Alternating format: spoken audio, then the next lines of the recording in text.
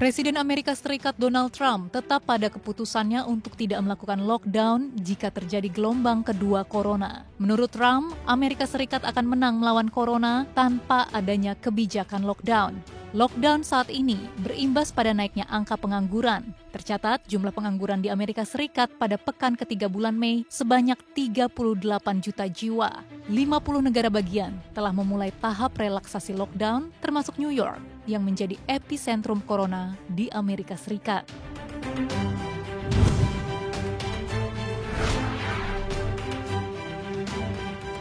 China memutuskan tidak akan menetapkan target laju PDB 2020.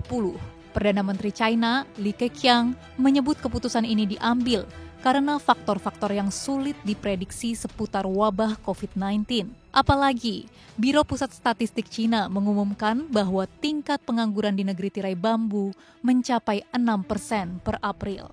Sebelum COVID-19, China sempat mengumumkan bahwa target pertumbuhan ekonomi 2020 berada di level 6%. Namun akibat corona, pada kuartal pertama 2020, ekonomi China anjlok hingga minus 6,8%.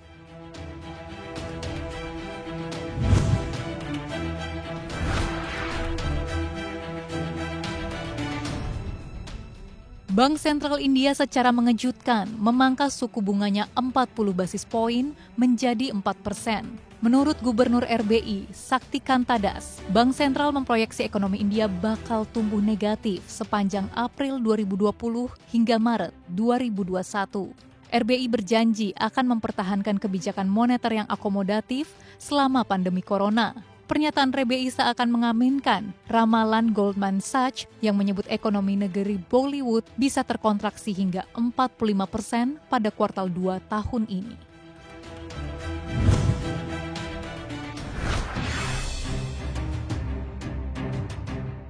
Penerimaan pajak Jerman merosot hingga 23,5% secara year-on-year per April. Ekonomi terbesar di Eropa ini menghadapi resesi paling parah sejak Perang Dunia Kedua karena kebijakan lockdown. Namun Menteri Keuangan Jerman Olaf Scholz menegaskan penurunan penerimaan pajak tidak akan menghentikan pemerintah untuk menggelontorkan stimulus demi membantu pemulihan perusahaan. Jerman telah mengucurkan stimulus senilai lebih dari 890 miliar dolar Amerika dengan pemerintah mengambil utang baru untuk pertama kalinya sejak 2013.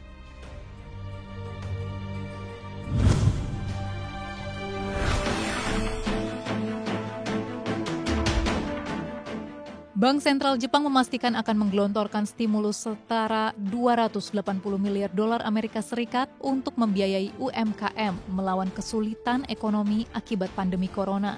Stimulus tersebut merupakan pinjaman tanpa bunga dan tanpa jaminan dan akan disalurkan via perbankan pada Juni 2020. Selain itu, BOJ juga telah mengumumkan pembiayaan 234 miliar dolar Amerika Serikat untuk utang swasta. Ekonomi terbesar ketiga di dunia itu telah jatuh ke dalam resesi dan kini berjuang mengerek konsumsi, sektor pariwisata, dan ekspor yang tekor.